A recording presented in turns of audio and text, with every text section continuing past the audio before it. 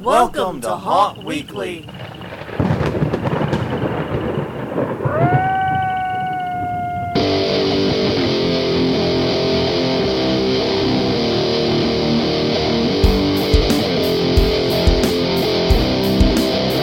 Hello everyone, I'm Jonathan. I'm Crystal. And this is Haunt Weekly, a weekly podcast for the haunted attraction and haunted entertainment industry. Whether you're an actor, owner, or just plain aficionado, we aim to be a podcast for you. And we're back discussing women in haunting again, and we have a very, very exciting guest on the line this week. Yes. Sylvia, are you there? I am indeed. Sylvia, how are you doing? And first off, pronounce your last name for both myself and the kids at home. It's a lot easier than it looked. Okay. Vicchiullo. Vicchiullo, okay. Vicchiullo. It's a Vicchiullo. lot easier than it looks, isn't it? Yes, it is. Yes, it is. I've been trying for a while to wrap my tongue around that one, but I've not been able to get it. Vicchiullo, that's much easier. It took me forever. Were you the one that was last to learn how to spell their full name in school? I'm just... No, luckily I married into that name, but all our kids did. So they know the struggle. Well, anyways... Oh, yes, they do. It is very real for them. Sylvia, very, very glad to have you on this podcast. We're just going to kick it off, I guess. Tell us a little bit about yourself and what you do. All the things you do. All kinds of things that I do. I'm Sylvia Vicchiullo, and I am the cast manager for A Petrified Forest in Altamont Springs, Florida. We are an outdoor scare trails. We have 2 separate trails with different themes. I started with them. This will be my 6th year with them. I'm so excited. Well, I always loved Halloween. Long before I got into the haunting side of it, that was one of my favorite holidays.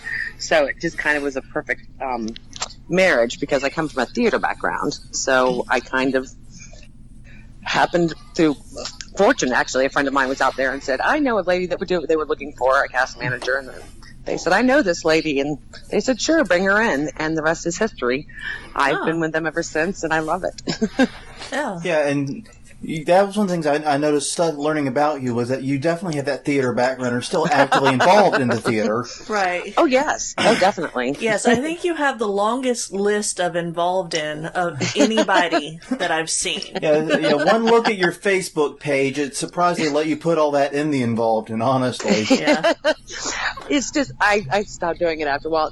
I work in the community theater level, so whatever different community theater group I'm working with at that time, and there are quite a few actually in the Orlando area, so it's fun. I bounce around with different companies, and just I'm fortunate to be able to pick projects that I really like, so that makes it a lot more fun for me. So I guess going back in time, what was your first kind of haunting experience? Oh gosh. I grew up in the Central Florida area, and so there used to be like these old school haunts, like independent haunts in Orlando. It was long even before Halloween Horror Nights. And I remember going to those as a kid, and driving back in Orlando before it was this, well, it's not really a metropolitan, but it's a lot bigger than it was. Yeah. You'd be going down country roads through orange groves, like, where are we going? It's like half the fun was getting to where you were going, because it was very creepy and scary. And you might be killed on the way. You never know. Exactly. Don't do that. No. But yeah, so like I said, that helped with the ambiance of it all. Right. And then as I got older, it was just like such a great holiday all through my teen years. Like, you didn't have to worry about forgetting a Christmas present or somebody not liking what you cooked at the Thanksgiving meal. Christmas was great. I love it. Don't get me wrong. I love all the holidays. But Halloween, you just put on masks and people give you candy. I mean, it's a win-win situation. It really is. For me. Yeah.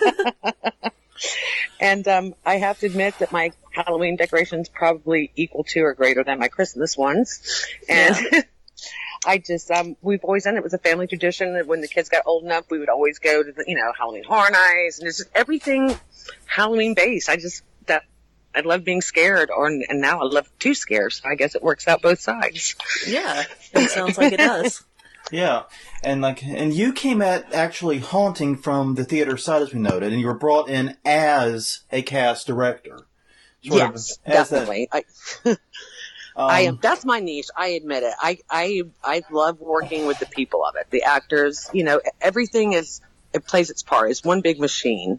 and I like doing my cog, which is to make sure that the actors are happy, they're well trained, they're doing their jobs. And I mean, it's work, but it's fun work. I mean, Right. I can't believe they actually pay us to scare people. I mean, what better job could you possibly imagine? I just Yeah. can't. So you do work at a paying haunt then, because that is one of the things Yes. in the industry that some places work on volunteer only, and some places are nice enough to pay their actors and their staff at various Well, levels. I think up north it's maybe easier because I've gone to a few conventions. I loved your convention podcast, Oh, thank BTW. I really did.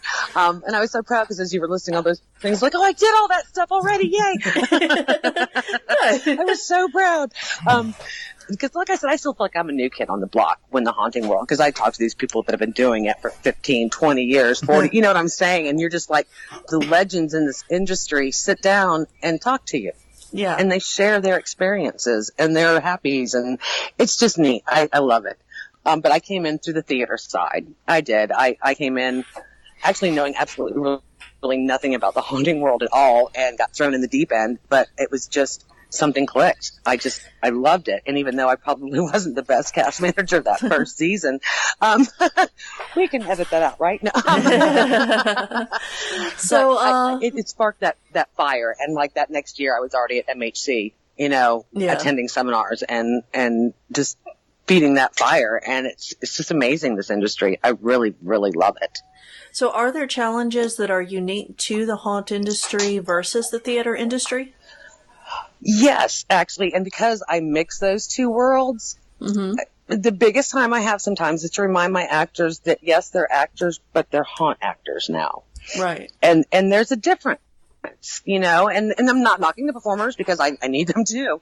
Right. But it's a different genre. It's far more interactive than most theatrical performances. There are exceptions, but normally when you go to a play, you go in, you sit down, and you watch the actors up on the stage. Right. But when you're going through a haunt, the actor's right there, So getting the concept to them that, it's the whole show is the story, so they have to play their part and helping tell their side of the story. And it's, you don't get the whole scene, honey, you gotta keep them going.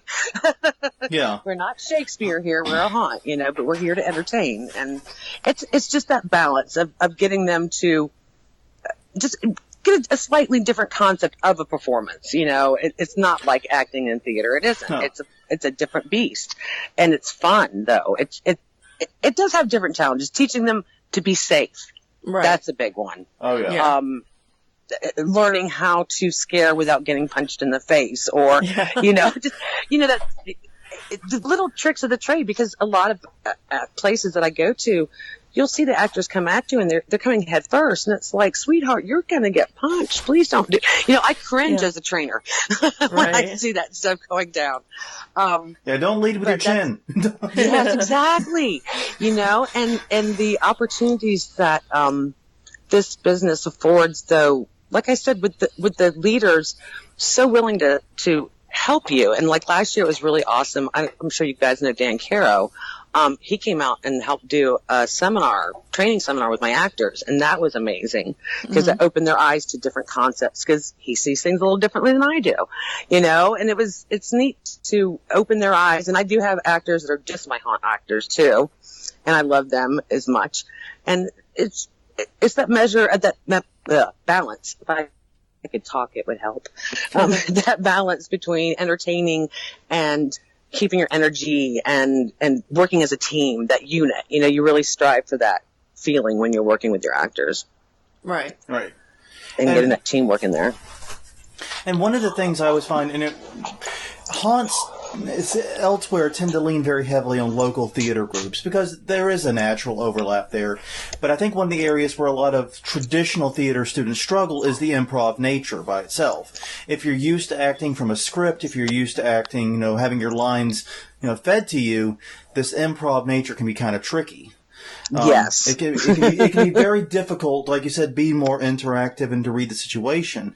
And that's one of the reasons why I know a lot of haunts have started trying to tap more of the improv comedy circles, too, to get people from there, not only to get people that are really good at improv, but also to teach actors to think on their feet and to sort of guide a little bit and thinking a little bit differently, I guess. Strategically, yes, Yeah. and it is. And I have my improv people, you know what I'm saying? You do.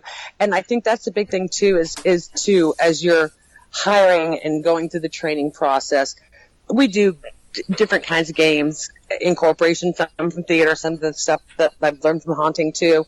And watching them interact there, it's a good way to start, like, vetting out your improv people. You know what I'm saying? People who are, like you said, quick on their feet or able to come up with something quick and funny and out. You know, it's like, it's not your stand-up routine, dude. You've got 3 seconds to make me laugh or scared. And then, you know what I'm saying? That's really all you have. But when they get it and you get those ones that have that ability, it's wonderful. It really is. But yeah, it's different, and not everybody gets to talk. Yeah. You know, we have creatures. You know, creatures don't talk. They grunt, they snort, they squeal, they make all kinds of They bang noises. on things. Yeah, exactly. You know, and getting that across in their mind that there are nonverbal communications. Yeah. You know, you can express your emotion and your feeling and your attitude, like you said, through a multiple of things. So your body, your sounds, whatever you're, like you said, banging on the walls, or that.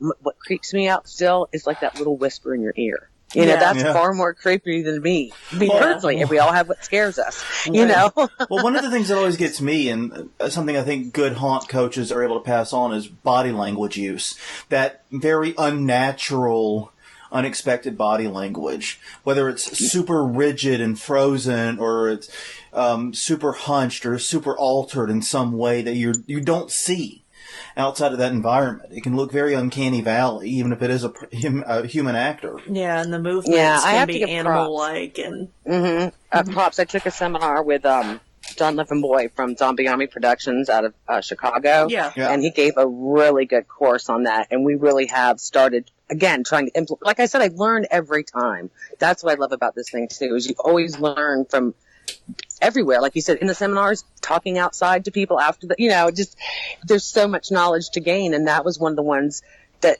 like, once he brought that to my attention as a trainer, I was like, oh my, wow, and then we were doing that whole class, and it is, and how your body, what part of your body you lead with definitely determines the kind of character that you're going to be. You instantly have in your mind, if I'm going to drag my right foot, well, then maybe I was shot. It makes them think and start developing character on their own too, which I like as a trainer. The more my actors want to come to me and say, oh, I was thinking about this and I really want to, that to me signals you got them, because they are invested as in their character as you are. Yeah. And see that spark and watch them make the connections and see how their part plays. I think that was the biggest thing as an actor trainer too, is because everybody wants to be the improv guy or the big scare guy. And nobody wants to be the person that's a distraction. I love being a distraction, Yeah. Personally, it's fun, and they get them all and they think, oh, I'm out of this room. And then boom, you got them, Great scare from your partner on the set. So, and learning that stuff and the psychology of the scares, what makes people scared? What scares you? What scares me? It's not always the same thing. But yeah, I like that the conveying of non-human characters and the ability to make them believable too. Yeah. The owners, how do they feel about giving actors more reign with their parts? I actually am very fortunate that the ladies that own A Petrified Forest are amazing, and they've let us really grow. They started in their friend's backyard, and it grew for a few years to the point where she's like, I have a porta potty in my driveway and police in my neighborhood. You have to move. Right. So this will be their 10th year, actually coming up at the location that we are now. So that's really cool. Yay. And this is, like I said, my 6th year with them. They really are very encouraging. I'm the one most of the time that wants more structure than them sometimes. But I think that's my theater side coming through, because I don't want, if you've worked on the set and you've worked on the scare and you have the script and what you want going on through the haunt, and you come in there and all of a sudden your monster, who's supposed to be this ogre from France and not talk, just grunt at people, is speaking at them in a British accent. And I don't know why, but everybody thinks British is scary. It's like they instantly go to that accent when they think to be a different kind of character. And it's like, I start doing Deliverance. I start talking like you got a pretty mouth, and I don't like to talk as much as I really do like to talk. I don't like to talk as a character. I like to be silent. I don't like to say anything. That creeps me out too, and they don't talk to you. What kind of roles do you play in the haunt as a character? I normally have a couple main characters. I do a Boo, one of my clowns, and then I have just if there's somebody short, I float around because I have to obviously be managing the trails, but we do dress out in costumes. So if I have guests going to the set, I'm not walking through with a headphone in. You know what I'm saying? I look like I could be some weird character floating through. And then they look at me and they're like, "Didn't I see you out front? Oh my God, she's everywhere." You know. Hey, actor runs. You can have a lot of fun with those. Oh, aren't they great? I love that. Yeah. But yeah, as far as the actors are concerned, though, the boss ladies are really very encouraging to try to, because they're there, and yes, they're getting paid, but you're outside in Florida in October, and it's not cold. Right. They're out there busting their butts for you for 4 hours. We're in New Orleans, yeah. We understand. Yeah. You're preaching to the choir, right? Yeah, exactly. Sometimes it's very warm, and sometimes it's a very weird time of year in this region, the south and the lower southeast and the Gulf Coast. 'Cause sometimes it's freezing cold, and sometimes it's burning hot. You really have no predictions as to what it's going to be. Luckily, it's usually pretty dry. Yeah, should we buy a fan or a heater? I don't know. Well, we need a heater. Well, it's funny. We start the season like sweating our butts off, and then normally by the end of the season, if we have a real fire on one of the sets during breaks, you see all the actors like huddled around and running back to their sets when guests come through. Yeah, exactly. Oh my God, I'll never forget. It was so cold that one night. I called my boss. It's like, "Are you sure we're opening?" And they're like, "Yep." And I'm like, "All right, we're there." Yeah, but it was actually a lot warmer because we're in a wooded lot. So the trees actually help insulate us a lot better, when the lights got going and you're moving. So it wasn't as bad as my big baby self was complaining. The actors were fine. It was their manager that was cold. Yeah. But yeah, it's really been a fun experience, and it's just improving every year. It's really fun to be part of something. Like I was at the very beginning, but as they're starting to do their growth, and to see the changes even in the 6 years that I've been with them, it's been really just amazing. And the experiences I've had because of them are ones that you'll never forget. Oh yeah.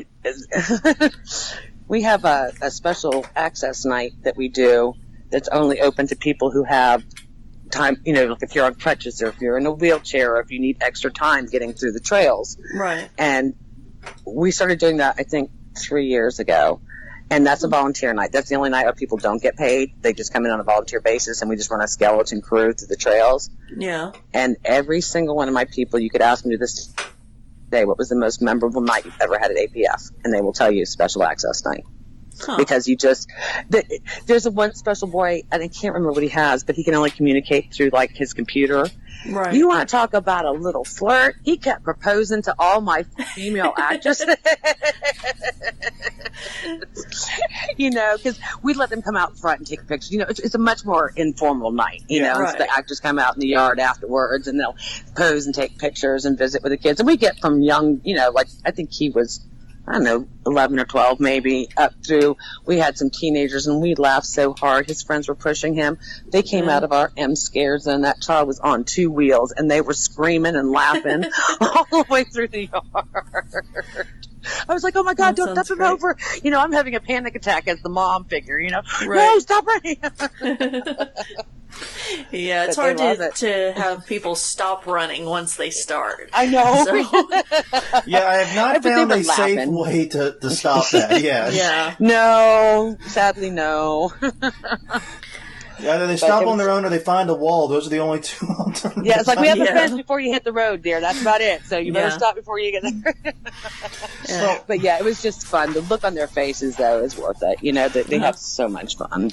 Well, one of the things I find interesting is your leap from theater into haunting, you kind of found yourself jumping into a managerial role. Mm-hmm. Was that difficult for you, or was there conflict with the actors, or was it a smooth transition because of your background? It was a mix of all of the above, maybe. Fair enough. A little bit of everything. Well, of course, I was met with some resistance, I think, especially from the established actors, because, who is she coming in here to tell us to do anything, We know how this runs. We know what we're doing. But, I mean, it wasn't that wasn't the general consensus. You know what I'm saying? There was grunts and groans here and there, but we got through, and we've been, going forward since. And, I mean, from the time that I started, I didn't hire the first year. So for the last 5 years, though, all the actors from that point forward have only been hired by me. Right. So they don't know any better. Gotcha. All right. Your secret is safe with us and all the 20 people that listen to this. Hey, that's just my immediate family there. Now. I'm just telling you. Well, yeah. I'm telling you, all my kids, we've just upped the numbers, guys. All right. That makes sense. But seriously, yeah, there was some growing pains. Of course there was. I mean, nothing. I'm a director in theater too. I don't really act much. I like to direct. So I've always kind of been a girl in a guy's world, because there's not a lot of female directors in the theater world either. So you just learn to do what you do and let your work speak for itself. And like I said, that first season, I admit I probably was not the best cast manager in the world. I had the theater background. I could help some, but I was I didn't know what, a distraction was. I didn't know, I'm like, oh my God. But it's been a big learning curve. Yeah, but it sparked it, and I wanted to learn. And like I said, by that year, I was already signed up for Midwest Hunters before our next season. I was already out and going and trying to take it all in, and that's what I'd love to, referring back to your other podcast, but it was so neat, that convention one, and what to look for and what to do, because I think that was a big stepping and growth point for me, to realize how cool and how big this industry really is. Right. And when you've gone to the conventions, and this is something we ask a lot of the women in haunting, how do you feel that you're treated as a woman at the conventions? And because the haunt industry is predominantly male dominated. Yeah. Yeah. Well, I'm like the new kid on the block, so I don't really blip on a lot of people's radars, period. Yeah. But honestly, I don't feel like I'm being boys clubbed out, because I'm not an owner, and that's why this whole conversation got started about women in haunting, period. Because I think as individuals, depending on what you do, it comes with its own set of challenges. I don't know how I'm viewed by most of them. The people that I've met have always been very kind to me. I don't feel like I'm being condescended to at all, which is nice. Yes. Gosh, their willingness to sit down. Like, I remember the first time I met Alan Hobbs. He'd come down to Orlando to do something for a convention down here, and he sat outside and talked to my two bosses and myself for a good 30 minutes, just talking haunting. Yeah. He didn't know us from Adam, but he recognized people who loved what he loved and were, just sponges, really, like taking in everything he said. It's situations like that and encounters like that constantly. I was at Trans World in St. Louis, and I'm outside talking to some West Virginia haunters, and we're telling ghost stories, because I also do paranormal investigating, but that's a whole different story. Right. And he's like, oh, you'd like my friend. It turns out his friend was the guy that owns Trans Allegheny Asylum. And so I was just like, you just meet the most unusual people. And when you go to these conventions from all walks of life, and he was just such a down-to-earth person. Yeah. Very, very cordial. I met a lot of the big makeup people. Mm-hmm. And at the time he was doing a seminar, and he had magazines, and I didn't have any cash on me. And he's like, here, just take them. Get up with me later. Yeah. And I did. I mean, I did. The rest of the story, I did. But it was just like that willingness to say, here, you're new. You want, I'm not going to be rude and blow you off. They're not they're not dismissive, at least not the people that I've had the good fortune of encountering, and they've all been helpful and have you tried this? And, or what I do and my people are, just that kind of stuff. And they're always all willing. The people that give the seminars, like you said, just talking to them on the showroom floor. I personally have not met with a lot of resistance, but I don't play with the big dogs. Like I'm saying, like I'm not going out and training other people's actors or anything like that. So I don't know. As a girl in business, actually, it's not been too bad. Yeah, well, that's good. That's good. No, Don't jinx me. It's always nice to hear positive stories. Yeah. So, what kind of roles do you put your female actors in the haunt that you work at? Everything. That's the one thing. No, I'm serious. My girls, I've got girl stilt walkers, I've got girl chainsaws. I don't care how pretty you are on the outside. Are you willing to get dirty for me at APF? Because we're an outdoor haunt. You're going to blow your nose 2 weeks in and it's going to be black. It's disgusting. I know, but it's the truth. It's like there are certain things that come with working in an outdoor haunt that you face and challenges. And I don't need pretty girls that break their nails and don't like their costumes not making them look all sexy. I want you to be scary for me, and my girls do that. I've got girls, the funniest story I have is we do a laser swamp where it's the fog hits about waist high, so the monsters pop out, Right. And we had a big man complain about those giant guys in the ghillie suit in the laser swamp. And I'm thinking, because my two monsters in the laser swamp are girls that are barely 5'1". I mean, they are tiny girls. I'm 5'9". They don't even clear my shoulder. Okay. Yeah. And I was like, I legit went back Chicken Road, grabbed one of my actors out, and I was like, this man, it was like, then they stopped. It was like, dude, there's no way they deliberately body checked you. This girl weighs 98 pounds soaking wet. Okay. Right. I've got girls on zip lines. I've got, they do everything. They really do. It's chainsaws, everything. Yeah. I'm a big advocate of be scary.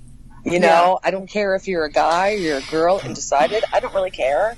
Just be scary for me, or be my distraction, or be my improv character that tells my story to this portion of the haunt. It's what can you do for the haunt? What gift, talent do you bring? Right. That you can help make this better.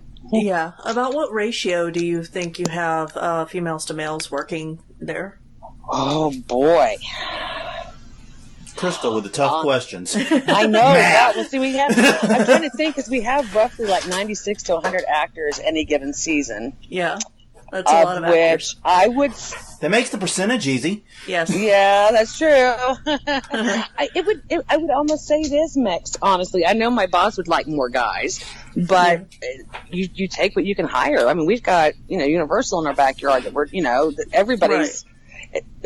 Everybody's got a haunt. You know what I'm saying? It's like I'm happy that we're pulling people every year, and I'm going to say our return ratio is about 2/3, which, considering that some of them are going off to school or getting married and having kids, you know what I'm saying? You're always going to have a turnover of your actors. Oh, absolutely, yeah. We're getting a pretty good, solid base of people that I think will be with us for the long haul there. And because they've also had kids, so that helps me. I have the next generation. They're out of excuses for leaving. You're never going. You're here forever. And that's the cool thing is we do have families. It's just producing future haunt actors. Yeah, this is setting up the long game here. Hey, look at the big picture, guys. I'm just saying. I am a big picture woman here. But seriously, we do have families. It was really fun. We had a lot of father-daughters, brother-sister, a couple husband-wives, a couple boyfriend-girlfriends. We try to avoid that too much, but, it's going to happen. But it's fun when you have the generations. Like, occasionally my son, when he can, he'll come and scare for me. It's really neat. It's an all-in-the-family kind of thing. Yeah. Sounds like but a lot of fun. I would say it's about half and half, maybe more guys. But that's because we do have like a lot of special things that, like, we have this big box that the guests get in and they get pushed inside to the haunt. So that tends to be 4 guys right there. You know what I'm saying? Right. I don't even think about that. 4 characters right there pushing a box. Yeah. So. Oh, and as like we've talked about in previous episodes, there are societal things like further downstream, so to speak, that push more guys into this industry than women, and that's changing. It's getting more acceptable for women to be interested in horror movies and Halloween and all that. Right. That's changing. Thank goodness, but it's still it's still That's something. because those of us who grew up with Morticia Addams and the Munsters, we're all getting older now, and we're having kids. Yeah. I've done my part. I had 5. Thank you. Yeah. Yeah, so yeah, I can definitely expect that no matter how egalitarian a haunt is, it's going to have more guys than girls. That's just kind of an inevitability. Yeah. But it is nice to hear a very positive experience. Alan Hobbs does the summer one he did last year was entirely female. Wow. I know. I like that. When my boss looked at me, I was like, just saying, girls can be scary. Oh, yeah. Yeah. Do you have to convince them of that? Sometimes, because my boss lady always thinks big guy scary, you know? Yeah. But she admitted auditions this year. She came back at one point. She said, oh, my God, the girls are better than the guys. But then again, my girls don't have to be girly. You know what I'm saying? Like, if I asked one of my girls, will you be a nondescript character? They will. You know, they're not like, oh, I'm not going to wear a corset with my, up to here. And don't get me wrong, I get sex sells. I do theater, okay? If I can put a corset in a girl, I will. Yeah. I admit it. They look good in them. I love them. Personally, I don't know. But they don't mind. Like, I've got a girl that's a very large, full-figured lesbian. And 90% of the time when people go by her, they think she's a guy. Yeah. 90% of the time. But she doesn't get her panties in the wad about it. She's not all upset. She gets it. I'm here to be scary. I'm not here to be a girl. That's not what we're here for. And that's the mindset I would like to think of all of my girls. They're not there because they're trying to be pretty. They know they're pretty when they're out of makeup. Okay, I don't have to tell you that, But are you willing to be scary when you come in here? Yeah. And they are, and they will. And those girls will climb around on the ground. They'll come at you like animals. They'll come underneath fences. They're pretty hardcore. I will give some props to my female actresses, not knocking the guys because they get me. They're 110% too. They really do. But the girl, there's not a pretty girl problem. If that makes sense. Well, do you think there has ever been a problem with the way the guys have treated or looked at the female actors? And if so, okay, guess not. All right. Hey, it's a legit question. We do our best to discourage dating amongst our cast. Mm-hmm. It happens. It happens in theater too. You get those show romances, but it does, that proves to be problems because if he's flirting with the girl in that set in the first weekend, by the third weekend he's flirting with the other girl and the first girl's upset, I'm looking at him going, what are you doing to me? You're killing me, Smalls. Yeah. Stop. They're adults. You can't really lock them down, but we really do try to discourage it just because it comes with the boyfriend-girlfriend issues and fights, and you have enough drama. I'm sorry, when you hit that fence, you're a creature now. You're part of the Petrified Forest creature crew. You're not Sylvia, you're not Carol, you're not John, you're not Tammy, whatever, Right. You're a monster now, and you're here to do a job. And like I said, of course you'd get some. It happens every year, but they're learning to be a lot more discreet about it because they know that Mama Syl does not tolerate that. Yeah. And we have had some romances blossom from it, and that's fine too. At the end of season, I don't care. At the end of season, you guys want to date? That's fine. Just give me 5 weekends without making my life more difficult. Okay. And that is one of the things like we learned from some of the other episodes we've done is that a lot of times the experience of a woman or a girl in some cases in haunting, it depends more upon the specific crew they're with than with the industry as a whole. Because as you said, I mean, the industry as a whole, my personal belief in this is coming as a guy. I recognize my limitations here, but we're the freaks and weirdos. What unites us is something very different than gender, so to speak. We might be primarily a boys' club still, but that's not why we're together. We're not together because we wanted to be in a boys' club. No, it's a love. of the haunt. I totally agree. It's a passion that goes deeper than that. But there are still, I've heard tales of some, it's been largely isolated individual haunts where the crews and the people were not very good to female actors. Right. And that created problems for them. And that sort of that put people that were very passionate about the industry, put them on the fence about it in some cases. And I'm glad to hear that's not a regular problem with where you work.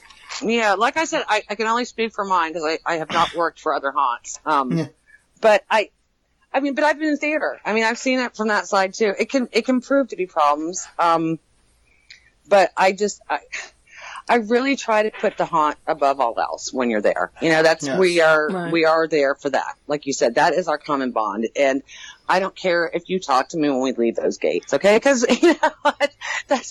You're here to do that. You know, if nothing else, let that be our common bond. And yeah, of course. Especially with the new season, and you get all the pretty new girls and the pretty new boys, and everybody's like, oh my gosh, they're so.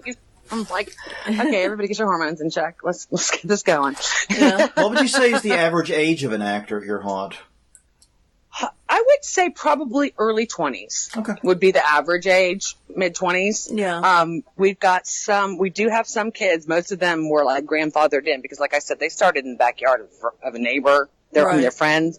So those kids were like some of the actors in the beginning. So our youngest ones, actually, they're all growing up now. Oh my God. I think our youngest one really is only in middle school now, you know? Yeah. Before they were like little, which to me, I know people are back and forth on kids and haunts. I just think it's creepy. I'm sorry. If I go through and I see a kid in a haunt, I instantly get chills. Well, Children of the Corn, the whole 9 yards. well, if they're used in the right way, I can agree with that. And I think that kids do play a creepy role very well.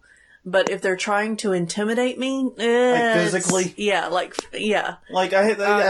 I've been to a couple haunts where the kids will pop out. I'm like, I could stomp you. Yeah. Wave that knife at me again. You'll be a little greasy spot. It's not working. No, we had a great get your set dad. 1 year. We had a great set 1 year, and the actress would be lying across like she was like pleading for help, and she had a plastic bottle in her head, and as the guest went by, the little boy would twist her head, and that she'd wrench the bottle so it sounded like her neck was snapping. Oh, cool. And you know you work for a haunt when you come through and go, hey, don't forget to do that neck snapping thing. That's really cool. Yeah. Keep going. That does sound really cool. That does From sound the things that you've mentioned, it sounds like a really cool haunt to Yeah, visit. it does. And a really creative haunt. This is my only experience as far as working for one. I've been to a dozen. Luckily, I've had the good fortune of going to the Legendary Haunt Tour for the last couple of years. So Right.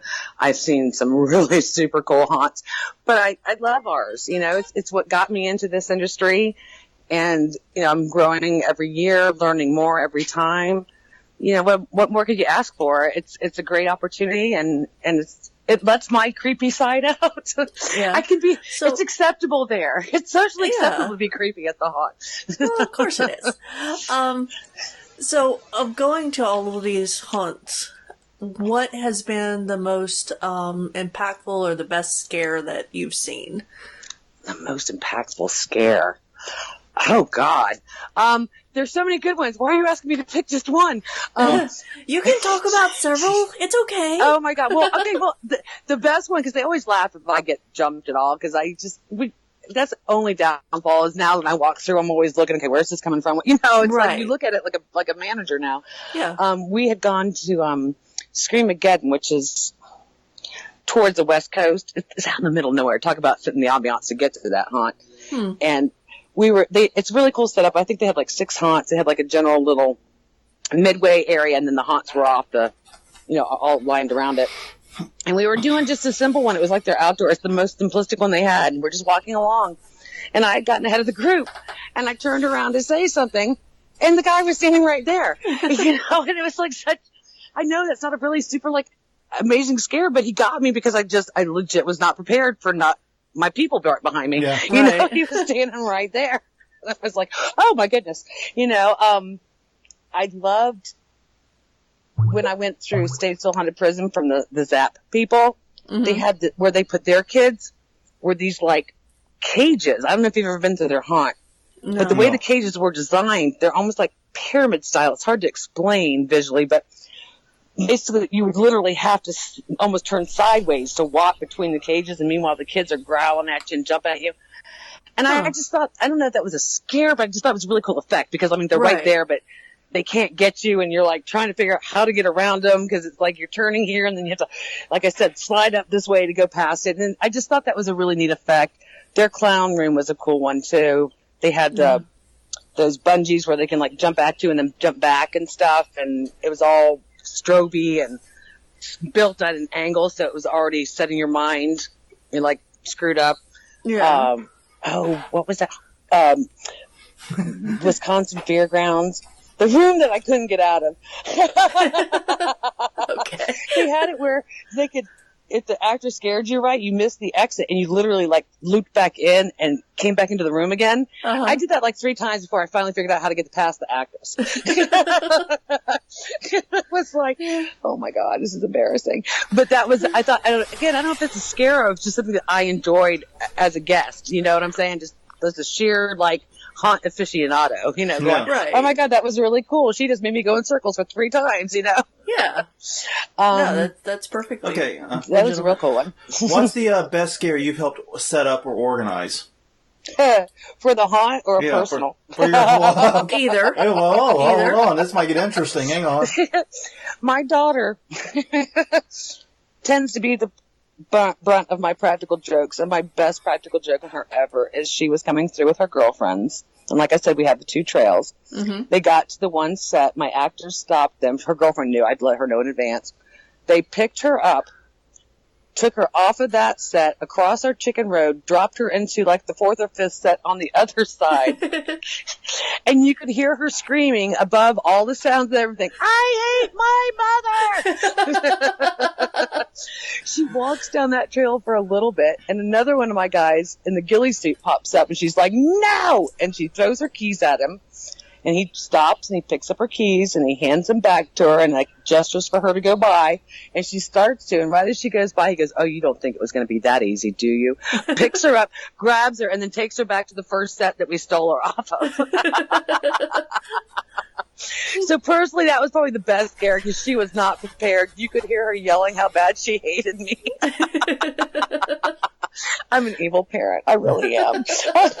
Well, if it weren't for evil parents, we wouldn't have an industry. Yeah. That's very true. But the best scare the haunt has ever done, we had a barn set, and my actors would pop out from various places, top, bottom, sides, everywhere, and they scared a guest so hard she lost her skirt. She ran out of the set. And her skirt fell off. Wow. So I have to give it to them as far as one of the best scares because the girl legitimately like lost part, not shoes, not a jacket. About to say, her entire. It's like, how did you leave the haunt with no skirt on, little girl? Yeah. About to say, I've seen lots of hats, lots of shoes, sunglasses, phones, jackets keys, a couple of times, jewelry. Yeah. We have a lot of people come through in costumes, a lot of costume pieces. How many fairy wings have we collected over the years? Several. Yeah. But, you know, it's one of those things, but not a skirt. I don't think we've had a skirt. Yeah, that was so funny. A couple of people wish that they had left their bottom clothing after they had. Oh, yes, we do have code yellows at our haunt, too. Oh, yes. Yeah. Code yellows, code browns. Oh, yeah, they. I don't know. We might have. I think on the bus one year they did. Yeah. Well, this is why I try to avoid those. Like, okay, maintenance, that's you. Right.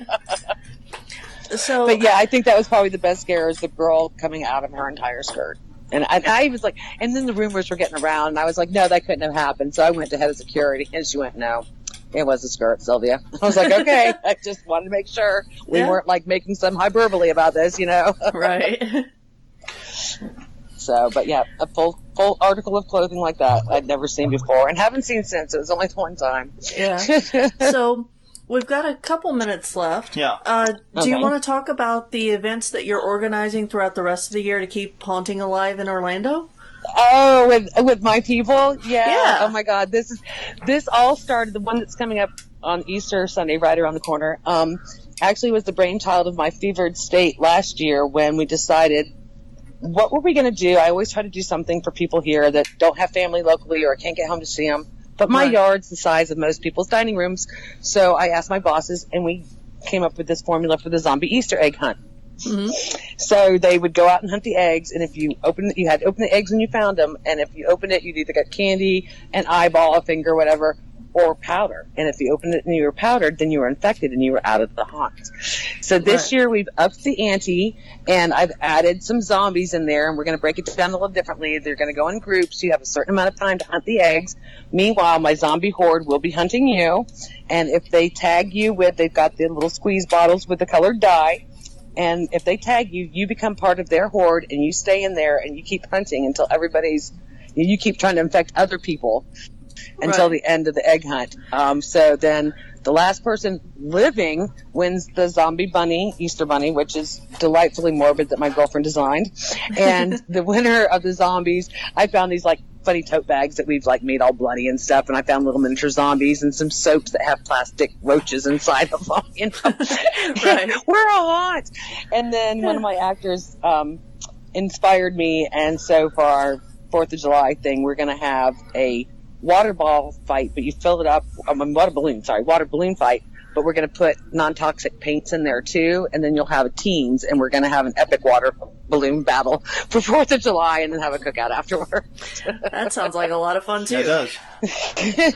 Well, it's Florida in the summer. Softball game or, getting dodgeball. It's too hot. You're going to die out there.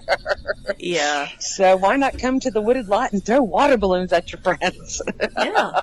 That sounds like a great time to me. Yeah. Well, I'm hoping, like I said, both of these are just like they're beta testing right now. It's just the haunters and stuff. But if it goes in popularity, maybe we'd open it to the public and maybe try to make it a fundraiser for a local charity, you know what I'm saying, and give back to the community that way, because we do the Relay for Life stuff. We'll go and do shuttle service for people and help them, that kind of thing. We like to try to be involved with the community, and I just like doing warped things for holidays, so if we can make it Halloween every day, I will. Exactly. You can always use another Halloween. Heck Yep, yeah. one more. Every day is Halloween. I'm definitely a Tim Burton fan. Yeah. Well, I gotta say, it's been absolutely wonderful talking to you. It's been thank you true guys, treasure. and Crystal, thank you so much for touching base with me and asking me to do this. It's been an honor and a pleasure, and I told her I've been binge listening to you guys, and I'm loving it, and continued success with your podcast. Well, thank you. Like I said, so tell us again, just for those that maybe fell asleep, but I don't see how they could have with your level of energy. Wake up! So tell us again where you are from, where they can learn more about your haunt, and just generally where to see what you do. Us up. Awesome sauce. Yes, it is A Petrified Forest in Altamont Springs, Florida. If you forget the letter A and just type in Petrified Forest, you're going to get a true Petrified Forest in Arizona. That's not us.